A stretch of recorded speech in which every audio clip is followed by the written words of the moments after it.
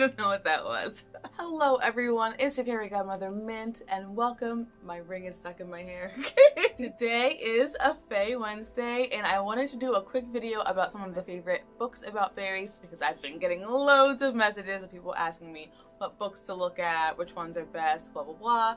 And so I'd like to talk to you about that a little bit today. Let's get into it a little bit today. I really recommend, here comes my kitten, I really recommend reading as many books about any subject that you're interested in as possible. Here's the thing, like when you're reading about certain subjects, there are going to be lots of authors that you're really down with or you're really vibing with, and there are going to be some that you're just like, what?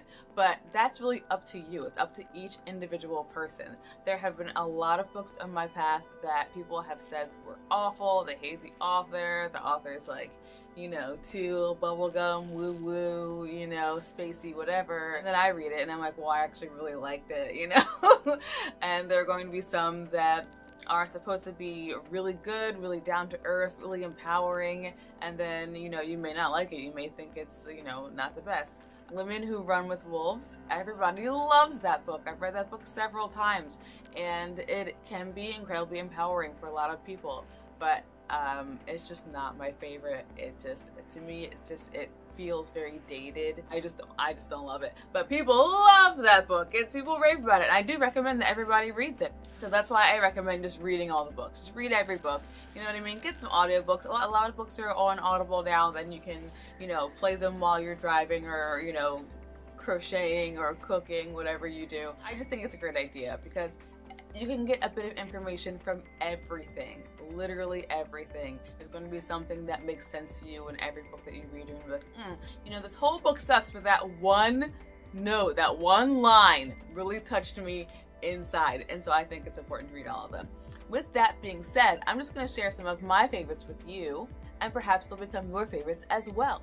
Now, a lot of them that I have are on my my Kindle because I like to have lots of Kindle books. And I do have a bunch of audiobooks as well because, like I said, audiobooks are great for when you're doing other stuff. So I don't have all physical copies, but I do have Complete Guide to Fairies and Magical Beings by Cassandra Eason. This is a really nice one. I do really enjoy reading this one. She does get really into a lot of different classifications of the Fae in this book, and so there's a lot of information about Selkies, Gnomes, Giants, Elves, you know, Pixies. Just all of that is in this one book, which is really interesting. And it's a little bit more modern than some of the other books that I'm going to list because I do like reading the old legends. I like reading the old books, the older the better, because I feel like those people have more of a connection with those who grew up and, you know, really lived that fairy life. People who really lived with those stories and believed them and had grandmas who, you know, like actually had experience with the Fae.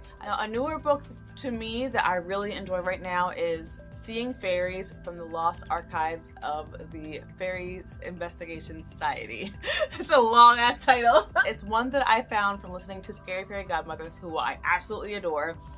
She did a podcast sort of interview with someone, and they were talking about the Fairy Investigation Society, which is incredible. It's a society where people can join and you kind of share your stories and share your experiences with the Fae, and it's a really awesome website. You should check it out. I'll put it in the description box so you can check it out. Anybody can join, and this book is just people's personal accounts with the Fae. It's so fun to read. If you're someone who likes to read about other people's experiences, like real life experiences with the fairy realm and with the Fae, I would definitely recommend this book. I also recommend that podcast that she did. It was great, and it's so interesting to hear other people's accounts. And the most interesting thing about it, my favorite thing about listening to fairy accounts, is how similar they all are, how similar people's experiences are, how their descriptions can be the same, how, you know, what they go through, what they experience, like their physical reaction, like it's just, they're all so very similar, and it's really dope to hear that solidarity. I really love that. Sorry. My husband came home with these delicious banana snacks, and I love these. These are so good. Banana kick. Oh my god. Enchantment of the Fairy Realm by Ted Andrews. this is a lovely, lovely book because it helps you to see the fairy realm and recognize it in your own surroundings, around your home, around anywhere where nature is. It's a lovely way to open up your mind to being able to see the in-between spaces and to feel the realm when it's closest to you. I really enjoyed this one. It'll have you looking at the world completely differently, really change your perspective about being in nature, and even just like seeing plants, like, you know, at Lowe's, you'll be like, oh, I wonder, you know what I mean? It'll really just open you up to the possibilities of different realms around you and make you really begin to see them and to sense them and to be able to feel closer to them, which is just a really wonderful gift. Oh my gosh, serious, if you don't stop eating my feet, we're gonna be in a real physical fight, little girl. A real physical fight. Anyway. The Fairy Faith in Celtic Countries. Now this is an old one. It's a really good one. It teaches you all about how people really grew up with the fairy faith. They really grew up knowing and believing and being a part of the world of the Fae and being able to express themselves freely, knowing these things and having these beliefs, and just really lots of legends and lots of stories passed down from generation to generation. And it's a very fascinating read. It's really interesting. It has lots of really good old information, and it really shows you the foundation of the belief in the Fae in Celtic countries. So I totally recommend that one. It's super interesting. Forbidden Mysteries of Fairy Witchcraft by Storm Fairy Wolf. Now this is one that people were telling me not to get into. Don't read it. It's just gonna be blah blah blah. But like I said, read everything because there will be information in every book that you will resonate with. And I definitely found some things in this book that I loved. It does have some exercises in it that will teach you how to hone your gift of being able to have the fairy sight and to communicate with the Fae if that's something that you want to do. It's just also full of really great information and from a different perspective. So all of these books are from different perspectives, and especially Seeing Fairies, the Lost Archives book, because it has accounts from many different people from around the world of how they have experienced encounters with the Fae. So I'm telling you, go for it, go for it. Believing in Fairies is one of my favorites. It's a really thin book, it's small, you know, it's not like a big old thick so-and-so, but it does have people's personal accounts with the Fae, as well as very everyday stories about people who were just normal people with normal jobs and lives and stuff, having an encounter with the Fae and bringing that kind of understanding that there are other worlds within our world that are right beside ours, and just bringing that kind of idea to a very modern and like normal world. Hello, kitty. And there's a mosquito. Get out of here, mosquito. I don't want to hurt you, but we ain't friends. The World Guide to Gnomes, Fairies, Elves, and Other Little People. This is another really wonderful one that breaks everything down into categories and teaches you a little bit about each type of Fae in the realm. So books like this are some of my favorites as well, because I do really love when they're broken down into categories so that you can get information on each different type of fairy creature, because like I've stated before, there are just hundreds of creatures that fall into the Fae realm, and it is very interesting to learn the characteristics of each of these creatures, especially from different perspectives, because some people will have information from one realm of Earth, some people will have information from, like, you know, Eastern Europe, some people will have information that they've gathered from Africa, you know what I mean?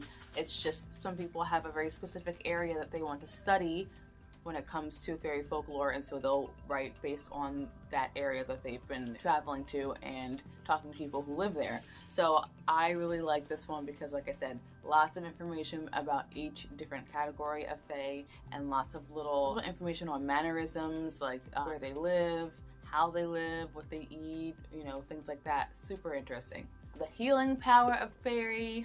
This one's a really good one as well. I don't know why I'm flipping it about. It's one of those workbook kind of books where it teaches you ways to work with elementals and how to add elemental magic into your life in a very respectful way. It does give you lots of information also about energies and things that you can use in witchcraft in general, even if you don't work with the Fae or, you know, want to learn more about the Fae. This is still just a really great book to read if you are wanting to learn more about the elements and elementals in general. Now there are hundreds of books about the Fae, like hundreds and hundreds. There are so many that you can read, so many that you can get into, so many on all different platforms, and I suggest that you read the synopsis of each book. I suggest that you learn a little bit about the author of the books as well, if you want to differentiate some of the different types and styles of people write in. If you're more interested in historic books and, you know, historic accounts, people who study fairy folklore specifically, then Fairy Faith in Celtic Countries is a great one. The Secret Commonwealth is a really good one as well. They're very like textbooky, you know what I mean? If you're just wanting to read more about the different courts, the steely and unsteely court of Fae, you want to learn more about how fairy courts act, about different types of fairies, about all the little categories and stuff like that, then World Guide is a good one for that. The Fairy Bible is a really good one for that as well. There's a lot of different ways to go about studying the Fae, and I think that trying as many types of books as possible is the best. In the next fairy video, we are going to delve into the world of elves, one of my favorite subjects. So many different things you can talk about when it comes to elves. There are so many different types of folklore. There's like the Tolkien elf, you know, the 7-foot tall, beautiful, luxurious elf. There are very small elves that live, you know, under houses or in hills, all kinds of things, so many different ways.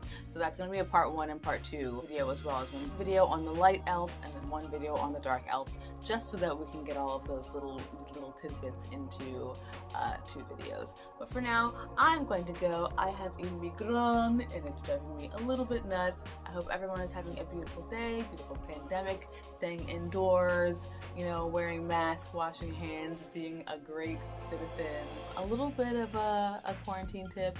Something that has been bringing me joy during the quarantine is buying plants. I've been buying lots and lots of plants. It's something that just brings me a little bit of happiness, and it's nice to water them every day and see how they're doing. So if you're feeling lonely, if you're sad, you don't have anything to do, and you're feeling bummed, go get a plant. Just go try a plant, you know? They're really nice. Anyway, have a beautiful, magical day. Call your mom, tell her you love her. Call your brother, your sister, your cousin, your best friend. See how they're doing. You know, let them know you love them. And have a lovely evening. Mwah, mwah.